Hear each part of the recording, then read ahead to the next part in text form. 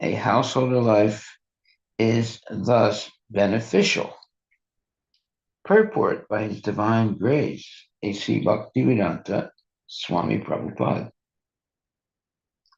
According to the Vedic system, when one is born in this material world, he has many obligations. He has obligations to the demigods of the sun and moon, King Indra and Varuna, etc., because they are supplying the necessities of life.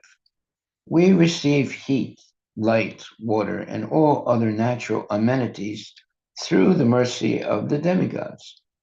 We are also indebted to our forefathers who have given us these bodies, paternal property, intelligence, society, friendship, and love. Similarly, we are indebted to the general public for politics and sociology, and we are also indebted to lower animals such as horses, cows, asses, dogs, and cats. In this way, as soon as one is born in this material world, as a human being, he has so many obligations and is bound to repay all these obligations. If he does not repay them, he is further entangled in the process of birth and death. The Grihamedi, however, who is overly addicted to material things, does not know that if he simply takes shelter at the lotus feet of Mukunda, he is immediately freed from all obligations to others. Unfortunately, the Grihamedi does not have any interest in Krishna consciousness. Prahlad Maharaj says, Matirna Krishna Parata Svatova Mito Vipadyeta Viha Vrata Nam. A Griha Vrata is the same as a Griha Medi. One who takes sex life to be the supreme finds action in Krishna consciousness confusing, either due to his own personal consideration or due to having taken instructions from others or conferring with them. He becomes addicted to sexual indulgence and cannot act in Krishna consciousness. Okay. It says, well, this verse, let me read the verse again. The woman continued, according to authorities, the householder life is pleasing not only to oneself, but to all the forefathers, demigods, great sages, saintly persons, and everyone else. A householder life is thus beneficial. However, in the purport, it says,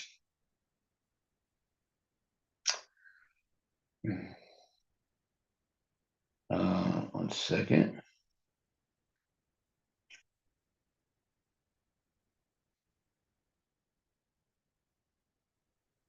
In this way, as soon as one is born in this material world as a human being, he has so many obligations and is bound to repay all of these obligations.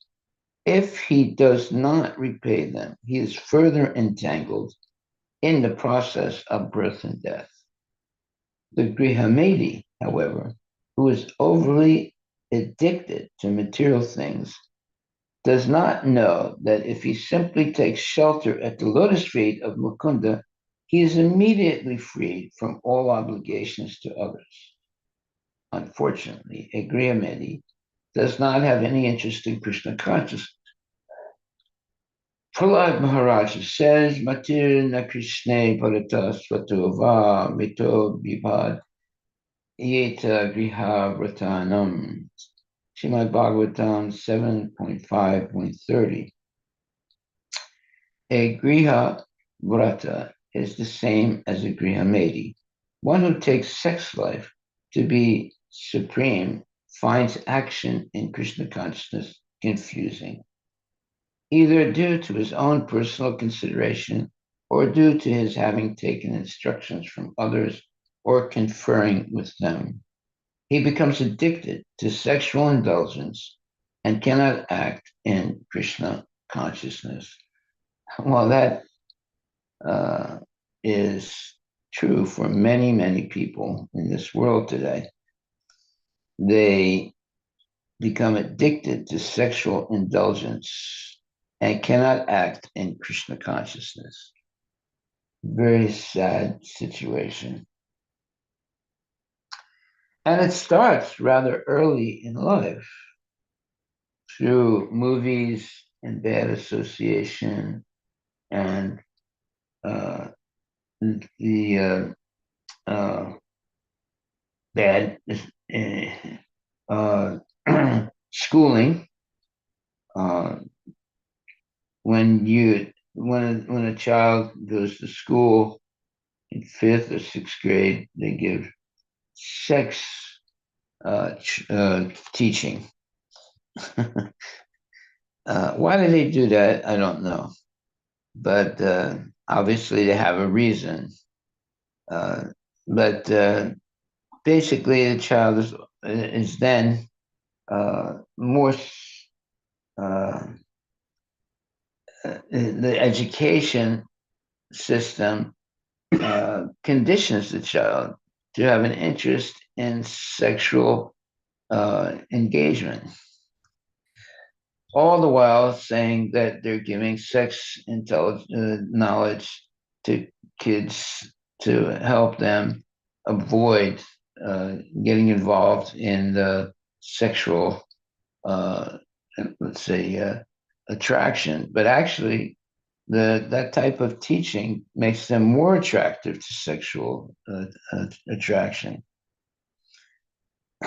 Therefore, it says, one who takes sex life to be supreme finds action in Krishna consciousness confusing, either due to his own personal consideration or due to his having taken instructions from others or conferring with them. He becomes addicted to sexual indulgence and cannot act in Krishna consciousness. Well, that's a fact. The one thing that can stop a devotee or anyone from being a devotee is sexual indulgence. But when a child gets into about sixth grade, they start giving sexual uh, knowledge, and uh, it only reinforces whatever the child knows about sex already. Now it becomes reinforced by what they're taught in the class. So therefore, uh, we have to protect our children from being exposed to unholy people. They can be teachers, they can be friends, they can be uh, anybody who indoctrinates them in having sex. Okay. And therefore it says, one who takes sex to be supreme finds action in Krishna consciousness confusing, either due to his own personal consideration or due to his having taken instructions from others or conferring with them. He becomes addicted to sexual indulgence and cannot act in Krishna consciousness. Well, this is happening to many, many young people in the United States and all over the world. They take instructions from others or conferring with them and become addicted to sexual indulgence and cannot act in Krishna consciousness. Okay, that's why they they have sex uh, training in schools, right? And but it turns out that it just corrupts the mind of the students. Although it's meant to help the student understand sexuality and not engage in uh, un, uh, uh, what you would say, um, ignorance of sexual indulgence, but actually it simply makes young students attracted to sex and sexual indulgence. Okay, text 41. Oh, my dear hero, who in this world will not accept a husband like you? You are so famous, so magnanimous, so beautiful, and so easily gotten. Ooh, terrible statement. Easily gotten. It's like you're caught by some demon. Purport by Srila Prabhupada. Every husband is certainly a great hero to his wife. In other words, if a woman loves a man, that man appears very beautiful and magnanimous. Unless one becomes beautiful in the eyes of another, one cannot dedicate his whole life to another. The husband is considered very magnanimous because he gives as many children as the wife, many children to the wife as she likes. Every woman is fond of children. Therefore, any husband who can please his wife by sex and give her children is considered very magnanimous. Not only does the husband become magnanimous by begetting children, but by giving his wife ornaments, nice food, and dresses, he keeps her completely under submission. Such a satisfied wife will never give up the company of her husband. Manusamhita recommends that to keep a wife satisfied, a husband should give her some ornaments because women are generally fond of home, ornaments, dresses, children, etc. In this way, the woman is the center of all material enjoyment. In this regard, the word vikyatam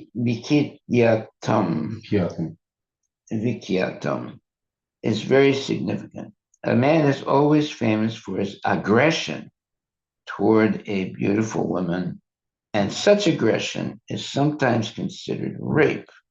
Although rape is not legally allowed, it is a fact that a woman likes a man who is very expert at rape. Now that this is a famous statement that has caused tremendous amount of you would say uh, confusion in ISKCON.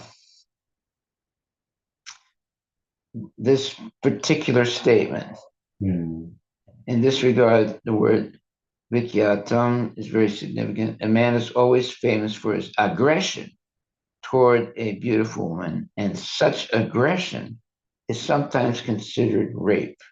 Although rape is not legally allowed, it is a fact that a woman likes a man who is very expert at rape.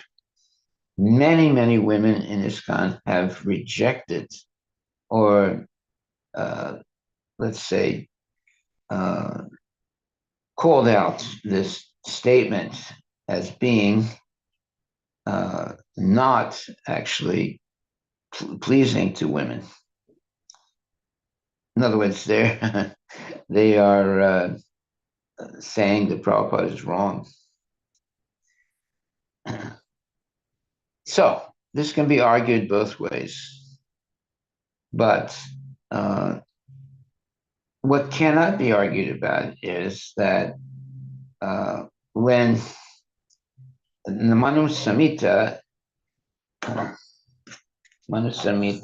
recommends that to keep a wife satisfied, a husband should give her some nice ornaments because women are generally fond of home, ornaments, dresses, children, etc. In this way, the woman is the center of all material enjoyment. Okay, so that's no one can argue with that statement. In this regard, the word vikityatam is very significant. A man is always famous for his aggression toward a beautiful woman. And such aggression is sometimes considered rape. Although rape is not legally allowed, it is a fact that a woman likes a man who is very expert at rape.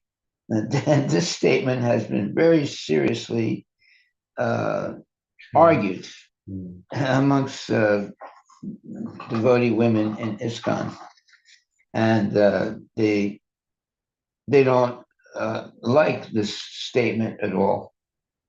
Now, I'm not going to sit here and say one way or the other. Srila Prabhupada has written this, and obviously he has the knowledge and the authority to make this statement. So I'm not going to argue with it.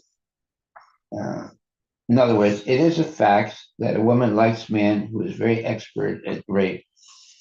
Uh, Actually, what Prabhupada means is who is a man who is expert at seducing a woman, not by, uh, let's say, violence, but by attraction. However, some people will argue differently. I'm not. I don't want to get into that argument now, but that's what Prabhupada is referring to. That uh, a woman likes a man who is very expert at rape. In other words, who's expert at having a seductive, um, let's say, attraction to women. Okay, but this statement has been argued very much by women in ISKCON. And why did Prabhupada make that statement? Well, Prabhupada knows what he's talking about. That's why he made that statement. But it can be argued by so many people. Is it because Prabhupada chose the word Rape, rape, which has some legal he could have said connotation? seduction, Yeah. but when using the word rape, so some people think, well, Prabhupada didn't know what it meant. You know,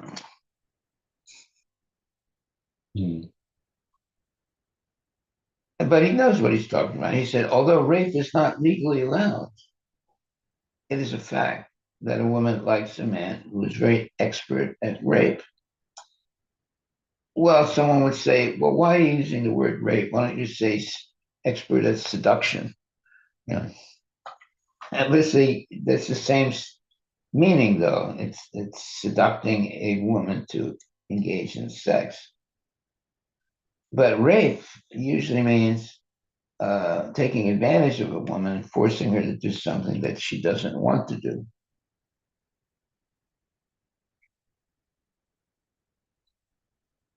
And Prabhupada says, although rape is not legally allowed, it is a fact that a woman likes a man who is very expert at rape. Well, if you use the word seduction, then it wouldn't be argued so much. But when you use the word rape, uh, a lot of women will reject this and say, well, what's so fun about being raped? It's actually taking uh, undue or taking gross advantage of a woman and against her desire, uh, engaging in sex with her. That would be the understanding of a rape. Okay, well, we don't have to discuss that point today, but Prabhupada has made that statement, so there's some truth to it. Almighty arms, who in this world will not be attracted by your arms, which are just like the bodies of serpents? Actually, you relieve the distress of husbandless women like us by your attractive smile and your aggressive mercy. We think that you are traveling on the surface of the earth just to benefit us only. Purport by Srila Prabhupada. When a husbandless woman is attacked by an aggressive man, she takes his action to be mercy. A woman is generally very much attracted by a man's long arms. A serpent's body is round and it becomes narrower and thinner at the end. The beautiful arms of a man appear to a woman just like serpents, and she very much desires to be embraced by such arms. The word anatta varga is very significant in this verse. Nata means husband, and a means without. That means anatha. Yeah. A young woman who has no husband is called anatta, meaning one who is not protected.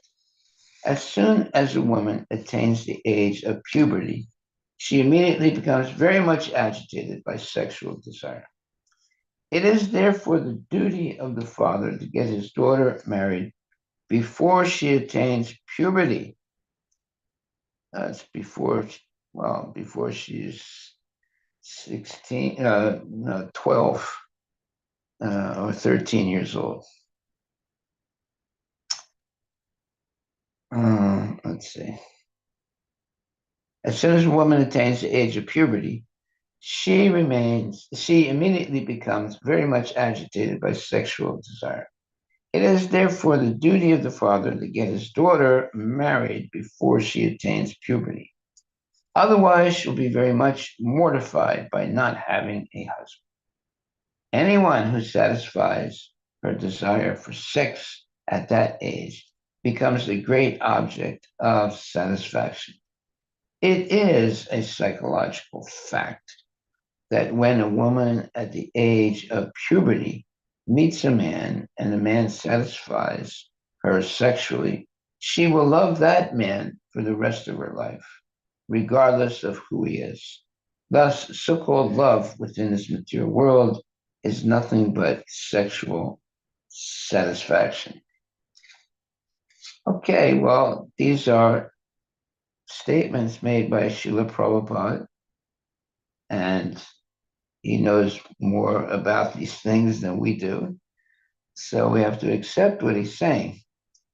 But the real purpose of human life is not to be engaged in rape or even uh, sex that is not meant for procreation. In Krishna consciousness, we control the mind and the senses and not be engaged in illicit sex.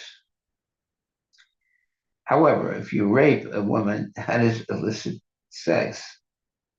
And if you become addicted to always thinking about sex and women, that is a violation of Krishna consciousness.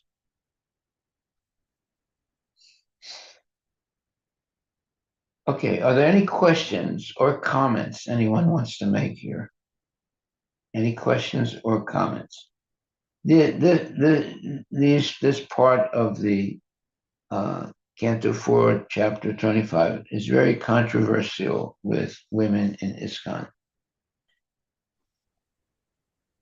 Hare Krishna Guru Maharaj. Yes. This is Nitya Harivilas. Hare Yeah, Krishna. Guru Maharaj, yeah. The statement is very hard to contemplate and understand, Guru Maharaj.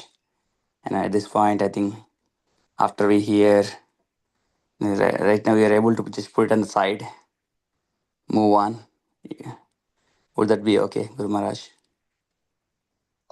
Well, I didn't say we have to discuss it uh, more and more, Mm. uh, but okay, we'll definitely take uh,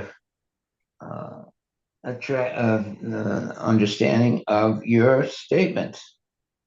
We don't have to dwell on this point. Okay. And if we ever run into the similar situation, I think at this point, I think it's based on our available knowledge, so we can park it for now, maybe. Okay, text 43. The great sage Narada continued, my dear king. 42. No, 43. Oh, yeah. The great sage Narada continued, my dear king, those two, the man and the woman, supporting one another through mutual understanding, entered that city and enjoyed life for 100 years. Purport by Srila Prabhupada. 100 years is significant in this connection because every human being is given the concession to live up to 100 years. The span of life is different in different planets. According to the planet's distance from the sun, in other words, 100 years on this planet is different from 100 years on another planet. Lord Brahma lives for 100 years according to time on the Brahma Loka planet. But one day of Brahma is equal to millions of years on this planet. Similarly, the days on the heavenly planets are equal to 6 months on this planet. On every planet, however, the span of life for a human being is roughly 100 years.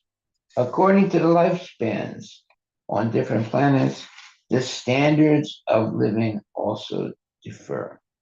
Well, yeah, if you live on a planet where you live for 100 years, but those 100 years may be different on that planet than 100 years on another planet. And that's why it says the span of life is different on different planets. There it is. According to the planet's distance from the sun. Okay.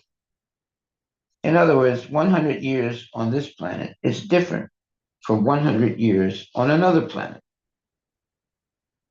Lord Brahma lives for 100 years according to time on the Brahma Loka planet, but one day of Brahma is equal to millions of years on this planet. Similarly, the days on the heavenly planets are equal to 6 months on this planet. On every planet, however, the span of life for a human being is roughly 100 years. According to the lifespans on different planets, the standards of living also differ. Okay, well, we're on the Earth planet, and we know what 100 years means on the Earth planet, but it might be something else on other planets. Okay, text number 44. Many professional singers used to sing about the glories of King Puranjana and his glorious activities. Excuse me. When it was too hot in the summer, he used to enter a reservoir of water.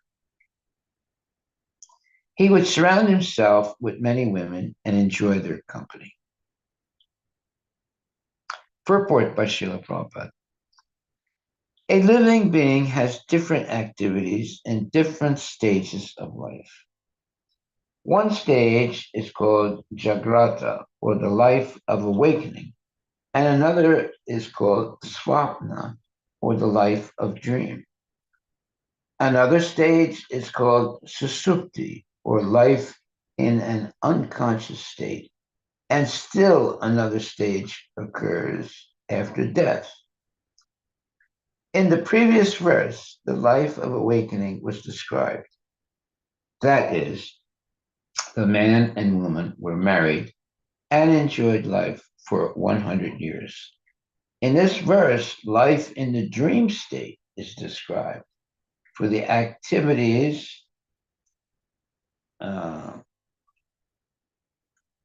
Puranjan accomplished during the day were also reflected at night in the dream state. Puranjani used to live with his wife for sense enjoyment, and at night, this very sense enjoyment was appreciated in different ways. A man sleeps very soundly when he is greatly fatigued. And when a rich man is greatly fatigued, he goes to his garden house with many female friends, and there enters the water and enjoys their company. Such is the tendency of the living entity within this material world. A living entity is never satisfied with a woman unless he is trained in the system of brahmacharya. Generally, a man's tendency is to enjoy many women, and even at the very end of life, the sex impulse is so strong that even though one is very old, he still wants to enjoy the company of young girls. Thus, because of the strong sex impulse, the living entity becomes more and more involved in this material world. This is absolutely true. Prabhupada is not holding back on explaining the truth of the material life of sex indulgence. A living entity is never satisfied with a woman unless he is trained in the system of brahmacharya. Well, that is what our training is. Uh, when I joined Krishna consciousness, I was not married, but I was trained in Krishna consciousness to be a brahmachari. Generally, a man's tendency is to enjoy many women, and even at the very end of life, the sex impulse is so strong that even though one is very old, he still wants to enjoy the company of young girls. Thus, because of the strong sex impulse, the living entity becomes more and more involved in this world. Well, not so in Krishna consciousness. If we follow it properly, um, a man will not be, let's say, addicted to sex. That sexual impulse was sublimated into devotional service and not into sexual indulgence.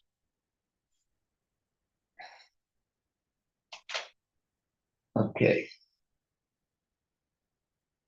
And this statement that Prabhupada makes here, generally a man's tendency is to enjoy many women, even at the very end of life.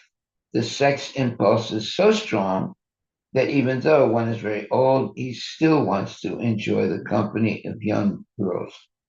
One day we were in a car with Srila Prabhupada, and we were going from one place to another.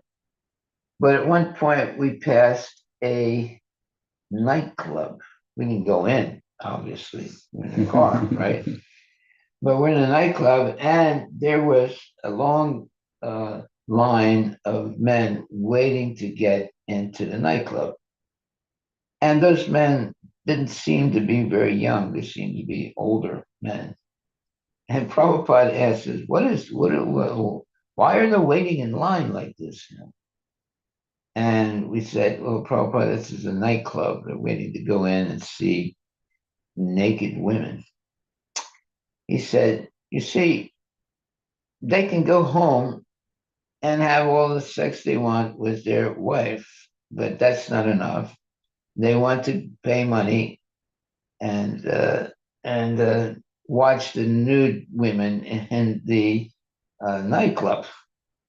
And he said, this is the sad situation of lusty men. They can never control themselves. And it's a fact. You have so many men that maintain their lusty desires right up to the moment of death. And one time there was a gentleman that said that one can have sexual attraction right up to the moment of death. And another man said, I don't believe that. So the first man said, okay, well, come with me. I know there's a man that's dying right now. In other words, he's very sick, he's going to die. You bring your daughter with you, who's a young girl, but she's very attractive. You bring her with us, and we'll go and see this man. So when they went to see the man with the very attractive daughter, uh, even though the man was on his deathbed, he tried to touch the girl. Uh, and uh, they were surprised that even though the man is on his deathbed, he's still attracted to a pretty girl. So this is the sad state of modern life, where the overindulgence in sex is destroying people's lives and their ability to become Krishna conscious. Okay. And therefore, Prabhupada writes, thus, because of the strong sex impulse, the living entity becomes more and more involved in this material world. Very truthful statement. Okay, text 45. Of the 9 gates in that city, 7 were on the surface and 2 were subterranean. A total of 9 doors were constructed, and these led to different places. All the gates were used by the city's governor. Purport by Srila Prabhupada. The 7 gates of the body that are situated upward are the 2 eyes, 2 nostrils, 2 ears, and 1 mouth. The 2 subterranean gates are the rectum and the genitals. The king, or the ruler of the body, who is the living entity, uses all these doors to enjoy different types of material pleasures. The system of opening up different gates to different places is still evident in old Indian cities. Formerly, a capital was surrounded by walls, and one passed through various gates to go to various cities or towards specific directions. In Old Delhi, there are still remnants of surrounding walls and various gates known as the Kashmiri Gate and the Lahori Gate, etc. Similarly, in Ahmedabad, there is a Delhi Gate. The point of this simile is that the living entity wants to enjoy different types of material opulences, and to this end, nature has given him various holes in his body that he can utilize for sense enjoyment. Well, we have 9 holes in the body: 2 eyes, 2 ears, 2 nostrils, etc. And we have to have control of what goes in and what comes out of those 9 holes, especially what goes into those 9 holes. Therefore, right from childhood, one, at least in Krishna consciousness, one is trained to control what goes into those 9 holes so that one is not contaminated. Just like when a young boy can be contaminated very easily if he sees low-class people engaged in sexual activity. Therefore, one should be protected from seeing such things. Well, today it's very difficult because they have all these movies and all the different types of enticing, uh, even Uh, uh, you have books, you have uh, sexual education, you have movies. All these things are contaminating for young children. Although the parents should not let them see such things, still they're able to find ways to see the enticing sexual things in movies, books, etc. So, therefore, young children are being contaminated today uh, much easier than in previous times. In previous times, uh, they would not be able to see so much uh, sexual, let's say, indulgence. But today, in movies, in different types of books, and in other ways, young children are being corrupted by attraction to sexual indulgence. Very sad, very, very sad. Young girls are being forced into prostitution, and the whole system of protection of children is being broken down by the lusty desires of men. Okay, um, so it says here in Ahmedabad, there is a deli gate. The point of this simile is that the living entity wants to enjoy different types of material opulences. And to this end, nature has given him various holes in his body that he can utilize for sense enjoyment. Well, those holes should be controlled, and especially the eyes, the ears, the nose, the genitals, etc., should be kept engaged in Krishna consciousness and not sex indulgence. My dear king, of the 9 doors, 5 led toward the eastern side, 1 led toward the northern side, 1 led toward the southern side, and 2 led toward the western side. I shall try to give the names of these different doors. Purport by His Divine Grace, A.C. Bhaktivedanta Swami Prabhupada. Of the 7 doors on the surface, namely the 2 eyes, 2 ears, 2 nostrils, and 1 mouth, 5 look forward, and these are described as doors facing the eastern side. Since looking forward means seeing the sun, these are described as the eastern gates, for the sun rises in the east. The gate on the northern side and the gate on the southern side represent the 2 ears, and the 2 gates facing the western side represent the rectum and the genitals. All the doors and gates are described below. Okay, so now we're going to hear about the different gates of the body. Text 47. The 2 gates named Kadyota and Avirmukhi are situated facing the eastern side, but they were constructed in one place.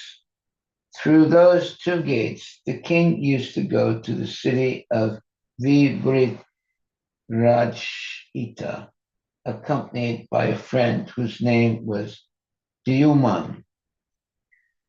Purport. The 2 names, Kadyota and Avirmukhi, mean glowworm and torchlight. This indicates that of the 2 eyes, the left eye is less powerful in its ability to see. Although both eyes are constructed in one place, one is stronger than the other in the power to see. And that is a very, very correct statement by Prabhupada.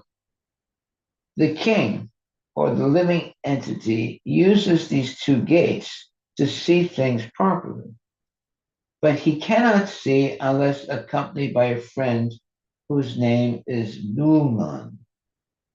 This friend is the sun. Although the two eyes are situated in one place, they have no power to see without sunlight. Vibrajitam Janapadam. If one wants to see something very clearly, Vibrajitam, he must see it with two eyes and the assistance of his friend, the sunlight. Within this body, everyone is a king because he uses his different gates according to his own will. Although he is very much proud of his power to see or hear, he is nonetheless dependent on the assistance of nature.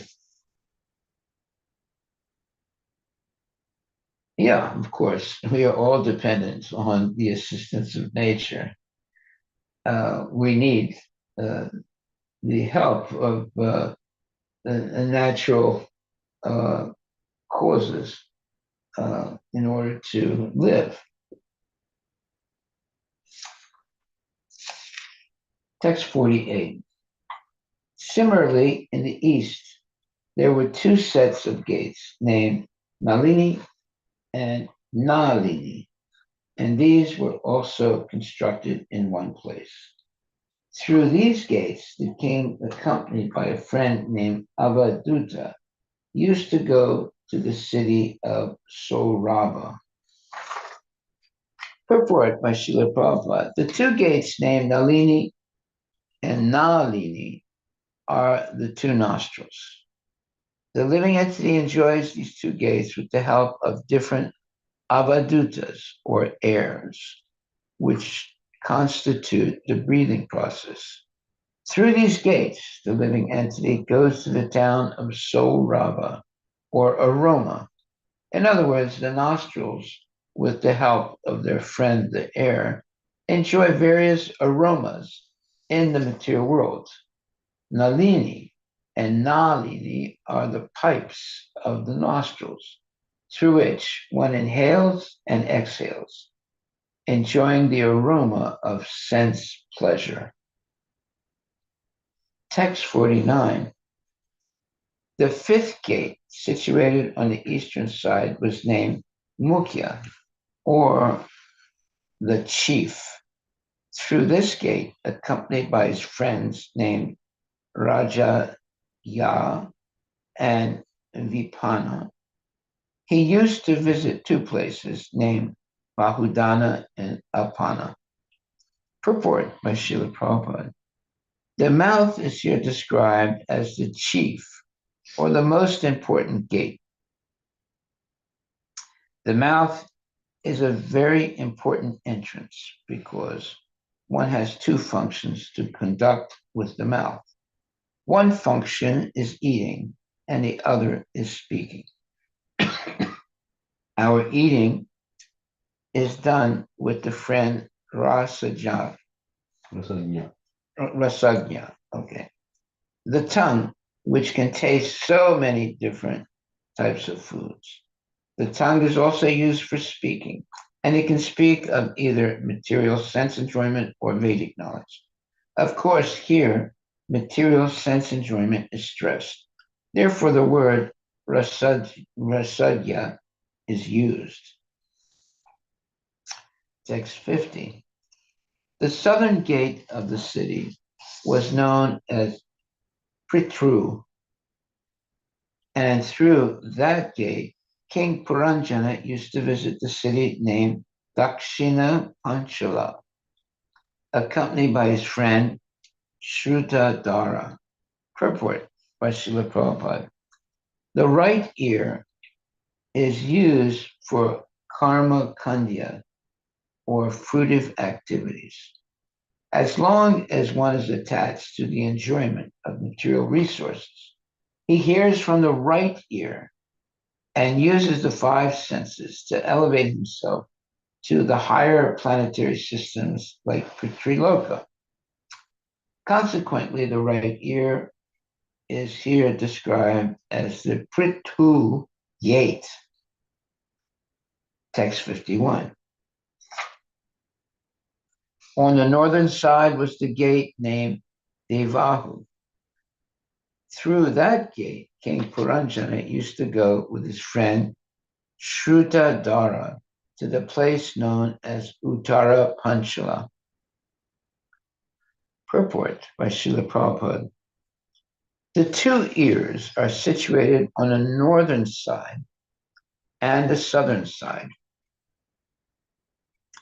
The ear on the southern side is very strong and is always anxious to hear about sense enjoyment.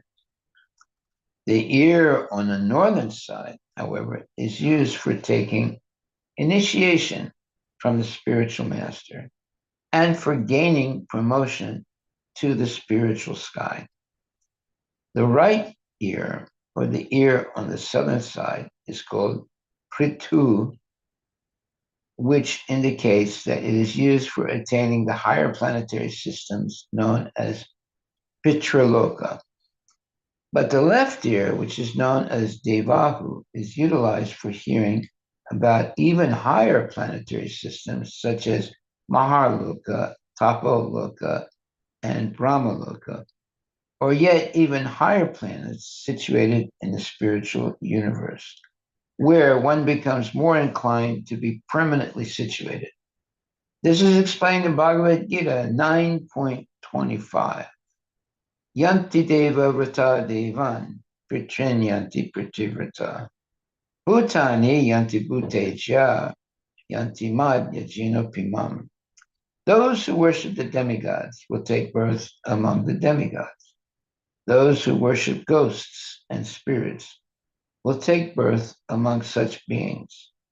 Those who worship ancestors go to the ancestors, and those who worship me will live with me meaning Krishna. One who is interested in being happy on this planet is, as well as after death, generally wants to be elevated to the Pitrilokas. Pitrilokas are the forefathers. Such a first person can use the right ear for hearing Vedic instructions.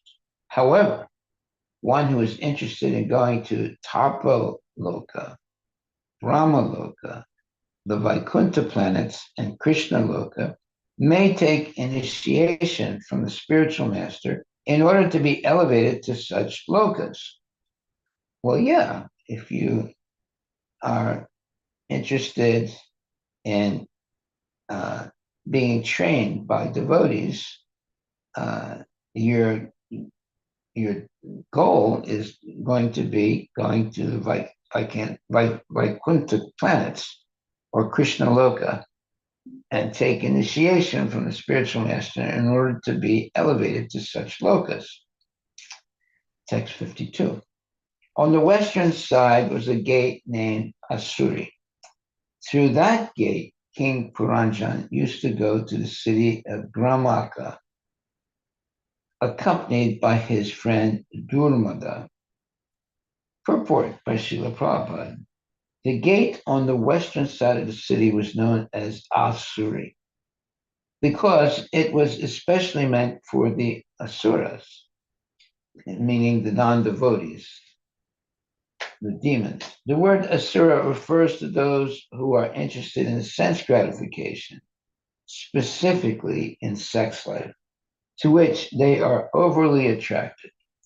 Thus, Puranjana, the living entity, enjoys himself to his greatest satisfaction by means of the genitals. Consequently, he used to go to the place known as Gramaka. Material sense gratification is also called Gramya, and the place where sex life is indulged in to a great extent is called Gramaka. When going to Gramaka, Puranjana used to be accompanied by his friend Durmaka. The word Vishaya means, the word Vishaya refers to the four bodily necessities of life: eating, sleeping, mating, and defending. The word Durmada Dana, Durma Dana, may be analyzed in this way. Dur means dusta or sinful, and mada means madness. Every living entity who is in contact with material nature is called mada or mad, meaning crazy. It is said, Pisachi pale yena mati chana haya, maya grasta jivera haya se baba udaya. Prema Vivarta. That's a book, Prema Vivarta. When a person is haunted, he becomes practically insane. When one is in an insane condition, he speaks all kinds of nonsense. Thus, to become engaged in sense gratification, one has to accept a friend who is durmada, or badly affected by the material disease. The word Asuri, Nama, Paschadva are significant. The words Asuri, Nama, Paschadva are significant in another sense. The sunrise is first visible from the eastern side, the Bay of Bengal, and gradually it progresses toward the west. It is practically experienced that the people in the west are more addicted to sense gratification.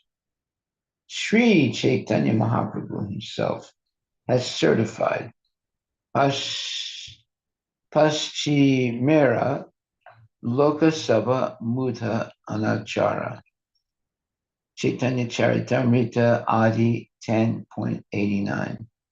The more one goes to the western side, the more he will find people disinterested in spiritual life. Well, if you live in California, you're in big trouble then. We're in the same plane, Maharaj. Yeah, we're in the same. The more one goes to the western side, the more he will find people disinterested in spiritual life. Yeah, I mean, the people most disinterested are the Japanese. That's the farthest you can go in the western side. He will find them behaving against the Vedic standards. Because of this, people living in the West are more addicted to sense gratification. In this Bhagavatam, it is confirmed, Asuri Nama Paschadva. In other words, the population on the western side is interested in an Asuric civilization, that is, a materialistic way of life. Lord Chaitanya consequently wanted this Krishna consciousness movement to be preached on the western side of the world so that people addicted to sense gratification might be benefited by his teaching.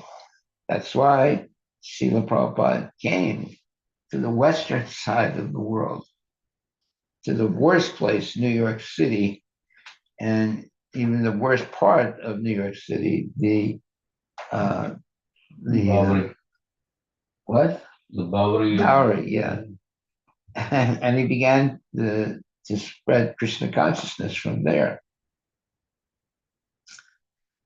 Okay, so the farther west you go, the more people are addicted to sense gratification.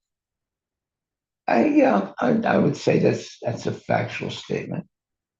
If you go to California, people are very much attracted by sense gratification, more so than maybe people in New York or people in the of Europe.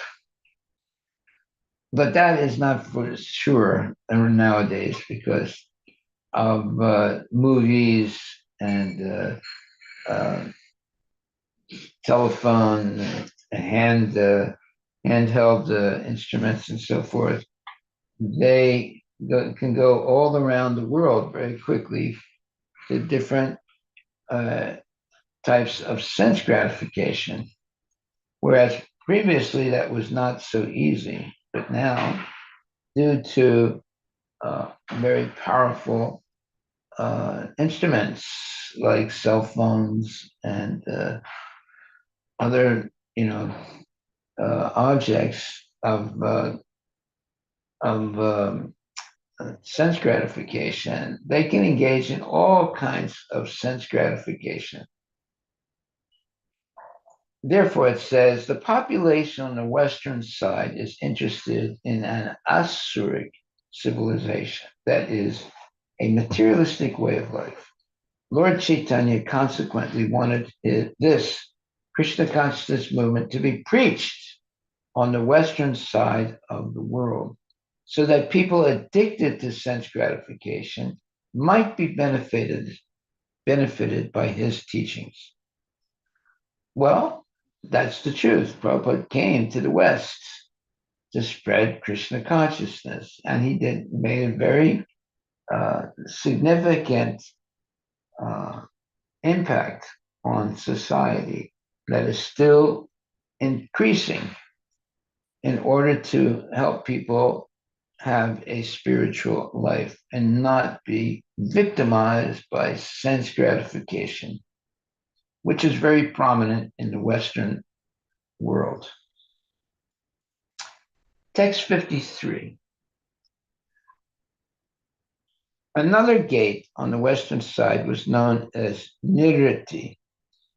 Puranjana used to go through this gate to the place known as Vaisasa, accompanied by his friend Lubdaka. Purport by Srila Prabhupada. This is reference to the rectum. The rectum is supposed to be situated on the western side of the eyes, nose, and ears.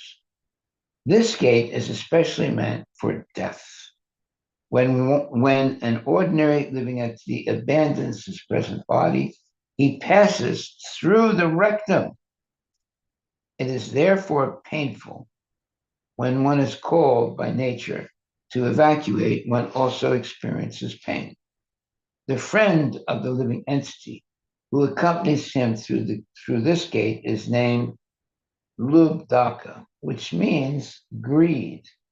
Due to our greed, we eat unnecessarily, and such gluttony causes pain at the time of evacuation. The conclusion is that the living entity feels well if he evacuates properly. Well, that's a fact. This gate is known as Niriti, or the painful gate. Yeah, some people are constipated, and passing stool for them is very difficult. Then they have to take different medicines, or sometimes it's so bad they have to go and have an operation. That's because they're eating nonsense things, meat, fish, eggs, so forth. And there's an accumulation of toxic things in the body, and eventually they get very, very sick, and ultimately they'll have operations. That's not really the solution, but that'll give them some temporary relief. Okay, I think we'll stop there. We'll stop on text 54 and continue tomorrow. Are there any questions or comments on what we have discussed today? Hare Krishna. Hare Krishna Maharaj, Dandavat, I have a question. Sure, Mataji, go ahead. Yes, it's great to see Srila Prabhupada convert the members of Beatles into Krishna consciousness, because they were so popular in the 60s and early 70s with their music and with the sense gratificatory, you know, Indulgence, yeah. indulgence, yes, in society. Well, Prabhupada said, I have come to make the hippies into happies. So he did that. Like, for example, Tamal Krishna Maharaj. He used to live naked in a tree. In other words, on a branch of a tree. That's how he was living. But when he found out about Srila Prabhupada and eventually went to meet him, he stopped living naked in a tree and became a very advanced devotee by associating with Prabhupada and serving him in Krishna consciousness. And right up to his death, he became always completely dedicated to Prabhupada.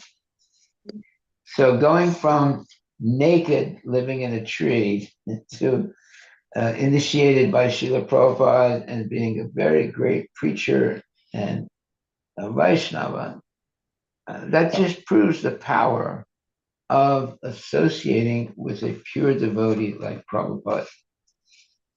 Yes, do you have something else to say, Mataji? No, I just wanted you to clarify that, Maharaj, that how powerful was Prabhupada's movement to change all these hippies into happies and to change all these rock band Beatles, especially, into Krishna consciousness. It's so inspiring. Thank you, so Hare Krishna. Haribol, of course, the Prabhupada, the Ki Jai. There's only really one Beatle that became very interested in Krishna consciousness, and that was George Harrison. Yes. The other Beatles were so-so. They're not so enamored by Srila Prabhupada. They had other gurus, right? Huh? They had other gurus. So they used to Yeah, maybe not. They were not so much interested. It was only George Harrison that was really interested in spiritual life. Yeah. Like you have one of those prominent uh, uh, member of the uh, what is it? band. Huh? Of their band. Yeah, he's still alive, but he's not really gung ho about spiritual life. He was the drummer. What was his name? I forget his name. Is it Yuka? No. We can find out. Yeah. Okay. Well, thank you very much, my dear devotees. We'll stop on what, text 42 40, or 43. 40, no, even we are at 53. 53? Yes, sir. Oh, okay. Sorry. 424, 53. Okay, so we'll pick it up from text 53 tomorrow. Are there any other questions or comments anyone would like to make?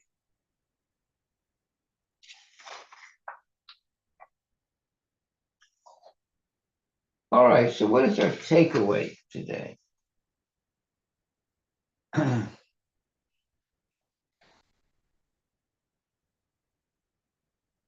So the takeaway is one who is interested, and this is the end of the purport in text 51. We did text 51, right? 51 we also completed. We completed 53 also. Right.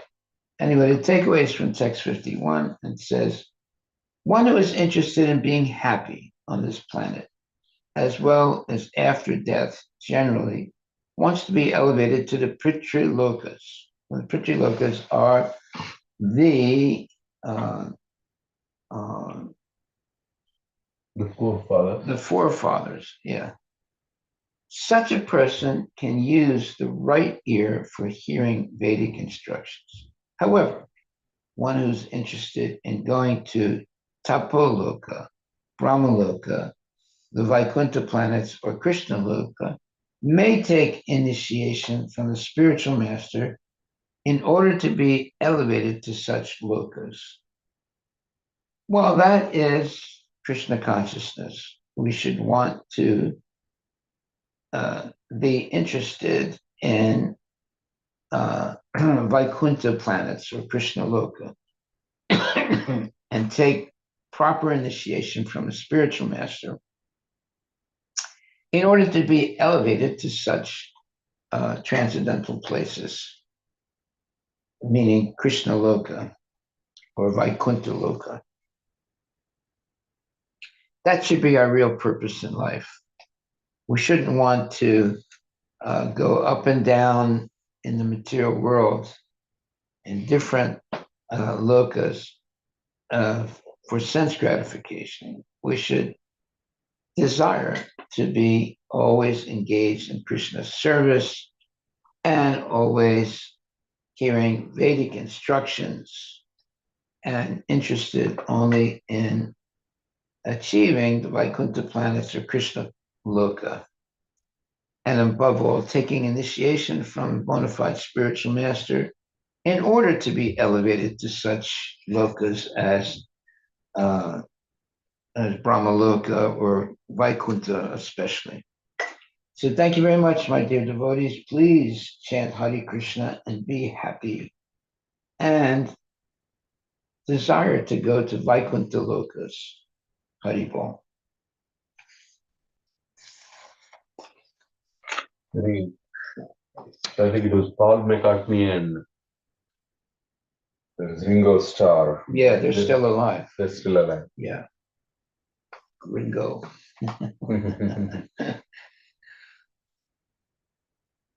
Yeah, Paul McCartney's a pretty smart guy. Paul McCartney is vegetarian also, Maharaj. Yeah, that's why I say he's a pretty smart guy. Yeah, thank you. Hare Krishna. Haribol. Yeah. Oh, glories to Srila Srila Prabhupada. Prabhupada. Thank you, my dear Yeah. devotees. But don't pay any attention to Paul, the Beatles. The only one that was really spiritually inclined was George Harrison. The others are so-so, not really gung-ho about spiritual life. But they are gung-ho about making money, that's for sure. They've made a lot of money.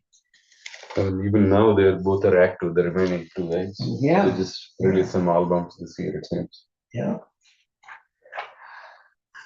Okay. Haribol. Thank you Hare. very much. Chant Hare Krishna and be happy. Hare Krishna, Krishna Krishna, Hare Hare. Hare Ram, Ram Hare Hare. Srila Prabhupada ki jai. Hare Krishna.